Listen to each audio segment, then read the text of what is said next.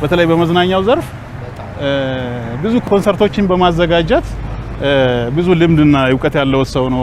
የእጅጋየሁ ሽባባውን የቴዲ አፍሮን ስራዎች በኮንሰርት በማዘጋጀት ትልቅ አድናቆት የሚቸረው ስራ ሰርተዋልና ዛሬ በማለዳው አስደንጋጭ ዜና ሰምተናል። ቴዎድሮስ ካሳሁን ቴዲ አፍሮ ቀኝ እጁን አጥቷል። የዘመናት ወዳጁን የዘመናት አክባሪውን ተነጥቋል። የጃኖ ባንድ መስራች ነው። የዳሎል ባንድ ደግሞ የቀኝ እጅ። ወንድሞቹ በሙዚቃ ህይወት ውስጥ የከረሙ ናቸው። እሱ ደግሞ ስሙ የገነነ ከኢትዮጵያ ተሻግሮ ጃማይካ ድረስ የዘለቀ ከነ ቦብ ማርሌ መንደር ከነ ቤተሰቦቹ ጋር የተዋሃደ ሰው ነው። ፕሮዲውሰር ነው፣ ማናጀር ነው። አዲስ ገሰሰ ዛሬ በማለዳው በኒው ጀርሲ አሜሪካ ከዚህ ዓለም በሞት የመለየቱን መርዶ ሰምተናል። የቅርብ ወዳጆቹ አስክሬኑ ወደ ሀገር ቤት ስለሚመጣበት መንገድ እየተነጋገሩ ነው። የሞቱ ምክንያትም ታውቋል። ይህንና ሌሎች ጉዳዮችን እየነገርናችሁ እንቆያለን። ነፍስ ይማር፣ ለወዳጆቹ መጽናናት ይሁን ብለን ጀምረናል። አገሬ ገብቼ እንዲህ ብስክሌት መንዳት ከዚህ የተሻለ ነገር ምን አለ ብለህ ነው? ትልቅ ነገር ነው ይሄ። እኔ ኤኒቲንግ ኢትዮጵያ ውስጥ የማረጋቸው ነገሮች ሁሉ ደስታ ይሰጡኛል። ታዋቂ የሙዚቃ አዘጋጅ ነው፣ ፕሮሞተር ነው። በማኔጅመንቱ ስራ ላይም ከፍ ያለ ስራን ሰርቷል። አዲስ ገሰሰ ሙሉ ሰው ነው። የቴዲ አፍሮ ቴዎድሮስ ካሳሁን ማናጀር በመሆን ለረጅም ጊዜ አገልግሏል። አስቴር አወቀ፣ እጅጋየሁ ሽባባው ጂጂ እና ሌሎችም ታዋቂ ኮከቦች በዓለም አቀፍ መድረክ ላይ ታዋቂ እንዲሆኑ እሱ ትልቁን ስራ ተሰርቷል። አዲስ ገሰሰ የቦብ ማርሌ ልጅ ዚጊ ማርሌ ማናጀር ነበረ። ዚጊ እንደ አጎትም ሆኖ አሳድጎታል።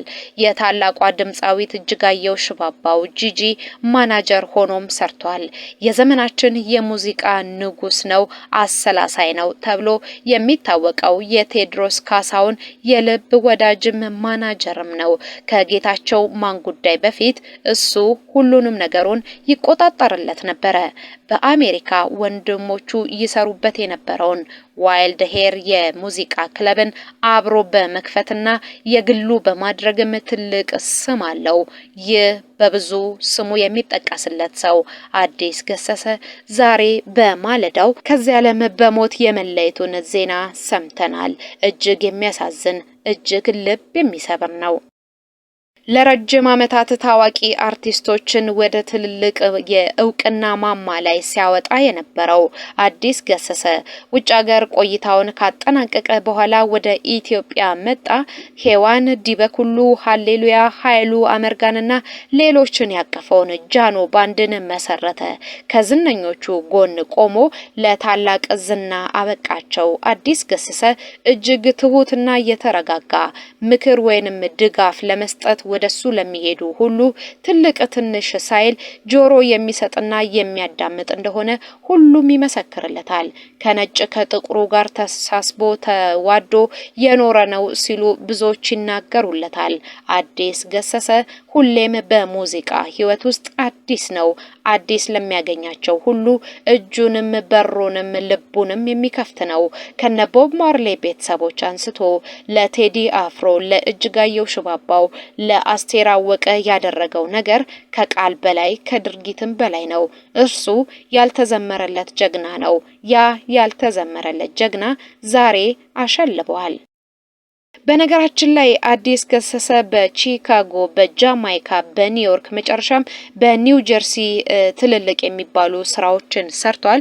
አዲስ ገሰሰ ከአዲስ አበባ ዩኒቨርሲቲ ከተመረቀ በኋላ ከ30 ዓመታት በፊት ወደ አሜሪካ አቅንቶ ማኔጅመንትን ማጥናቱ ይታወቃል። እዚያም ወንድሞቹ ሲከተሉት ለነሱም መከታ መሆን የቻለ ሰው ነው። ህይወታቸውን ሙሉ ለሙሉ ለቤተሰቦቻቸው የሚሰጡ ሰዎች አሉ። ከነዛ መካከል መካከል አዲስ ገሰሰ አንዱ ነው። ወንድሞቹ ጓደኞቹ ወደሱ ሲመጡ በሩን ከፍቶ የተቀበለ ሰው ነው። ዳሎል የተሰኘ ባንድን ከኢትዮጵያ የሙዚቃ ኢንዱስትሪ ውስጥ የቀላቀለ ሬጌ የተባለውን አጫዋወት ለኢትዮጵያውያን ቅርብ እንዲሆን ያስቻለ ሰው ነው። በ1982 የቦብ ማርሊ ባለቤት ሪታ ማርሊ ባቀረበችለት ጥሪ መሰረትም ዳሎል ባንድ በጃማይካ ኪንግስተን በተካሄደ የመጀመሪያው የቦብ ማርሊ መታሰቢያ ዝግጅት ላይ ሙዚቃ እንዲያቀርብም ሆኗል። አዲስ ሪታ ማርሊ በባለቤቷ ሞት ያዘነችበት ወቅት ነበረ። ጠንካራ ወዳጅ አግኝቻለሁ፣ ቦብ ማርሊ አልተቀበረም እንድትል ያስቻላት የአዲስ አቀራረብና ግልጽ የሆነ ቤተሰባዊ ግንኙነት እንደሆነ በወቅቱ መስክራለታለች። ዳሎል ባንድ ኮንሺየስ ፓርቲ አልበም ላይ ፕላቲም እና ዋን በርዝዴይ አልበምን በጎልድ ደረጃ በማሳተም ትልቅ ስኬት ላይ የደረሰ የኢትዮጵያ ፈርጥ ነው። በነገራችን ላይ አዲስ ከሪታ ማርሊ ጋር በመሆን ቦብ ማርሊ ሌጀንድ በዓለም አቀፍ ደረጃ እንዲተዋወቅ አድርገዋል። ከሁሉም በላይ ግን አዲስ በ2005 አዲስ አበባ የተካሄደውን ከግማሽ ሚሊዮን በላይ ሕዝብ የታደመበትን ታሪካዊውን አፍሪካ ዩናይት ኮንሰርትን በዋናነት ከጠነሰሱና እውን እንዲሆን ካደረጉ ሰዎች መካከል አንዱ ነው። ይህ ኮንሰርት የቦብ ማርሊን 60ኛ የልደት በዓል ምክንያት በማድረግ የቦብ ማርሊ ቤተሰብ አንጀሊክ ኮጂን ጨምሮ በርካታ ከዋክብት አዲስ አበባ ያሰባሰበ ስለ ኢትዮጵያ በጎ የተነገረበት ለዓለም የታየንበት ዝግጅት ሆኖ አልፏል። አዲስ ዓለም አቀፍ ከዋክብትን ከማስተዳደር ባሻገር የኢትዮጵያ ሙዚቃ በዓለም አቀፍ ደረጃ እንዲደመጥ የማስቻል ህልም ነበረው። ለዚህም ነው አዲስ ማኔጅመንት የተሰኘውን ድርጅት መስርቶ በርካቶች ወደዛ እንዲሄዱ ማድረግ የቻለው። ከነዛ መካከል ቴዲ አፍሮ በእጅጉ ተጠቅሟል። ዛሬ ቴዲ አፍሮ ቀኝ እጁን አጥቷል። በነገራችን ላይ አዲስ ገሰሰ ታዋቂውን ድምጻዊ ቴዲ አፍሮን በማግኘትና ለረጅም ጊዜ ማናጀሩ ሆኖ በማገልገል ቆይቷል። እንዲሁም ታዋቂዋን ድምጻዊት ጂጂን በማሰልጠን ችሎታዋን አይቶ ኒውዮርክ እንድትመጣ በመምከር ከታዋቂው የሃይርላንድ ሪከርድስ መስራች ክሪስ ጋር እንድትተዋወቅ በማድረግም ጭምር ትልቅ አስተዋጽኦ ያደረገ ሰው ነው። ዓለም አቀፍ ኔትወርክ አላቸው ከሚባሉ ሰዎች መካከል እርሱ የተመሰከረ ነው። ኒው ጀርሲ በሚገኘው መኖሪያ ቤቱ ሹራብና አጭር ሱሪ ለብሶ ከ3 ዓመት ልጁ ጋር በመዝናናት ነው የሚታወቀው። በወቅቱ ትልልቅ የሚባሉ ስም ያላቸው አሁን ላይ የሚታወቁ ያኔ ግን ዓለም አንቱ ብሎ የማይጠራቸው አርቲስቶች እርሱ ቤት ማረፍን ያዘወትሩ ነበረ። ከሙዚቃ ስራ በተጨማሪም በቺካጎ የሬጌ ክለብ ነበረው። የእርሻ ስራ ላይም የተሰማራ ትልቅ ፋውንዴሽንን በመመስረት ይታወቃል። አዲስ ገሰሰ ኢትዮጵያ በዓለም አደባባይ ክብሯን ጠብቃ በሙዚቃው ኢንዱስትሪ ከፍ ብላ እንድትታይ በዝምታ ውስጥ ሆኖ የጮኸ ሰው ነው። አዲስ ገሰሰ ስራው አሻራው ለዘላለም የሚታወስ ነው። ትልቅ ነው። ትልቅነቱን በማሰብ ይሄንን ዝግጅት እየሰራንለት እንገኛለን። የእናንተ ትውስታ ምንድነው? ጻፉልን። ሌሎች ታሪኮችን እንነግራችኋለን።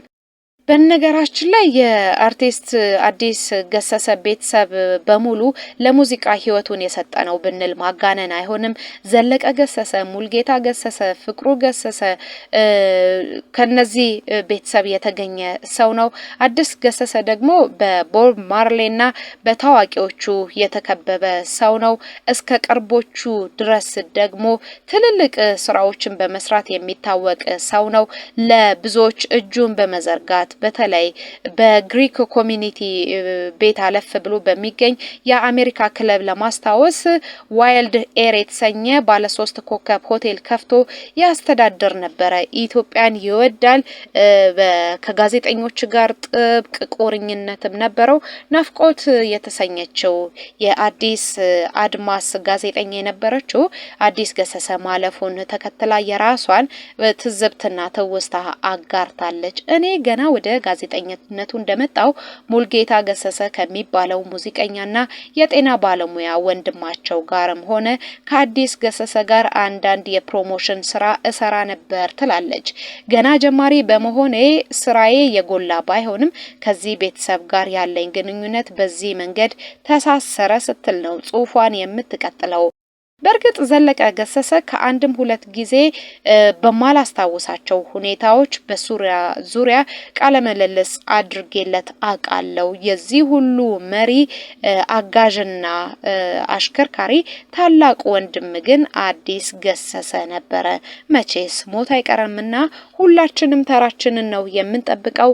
ያ መልካሙ ሰው ዛሬ አሸልቧል። ያ ደግ ሰው ዛሬ ተሸንፏል። ያ ለብዙዎች የዋለ ሰው ዛሬ እጁን ሰጥቷል።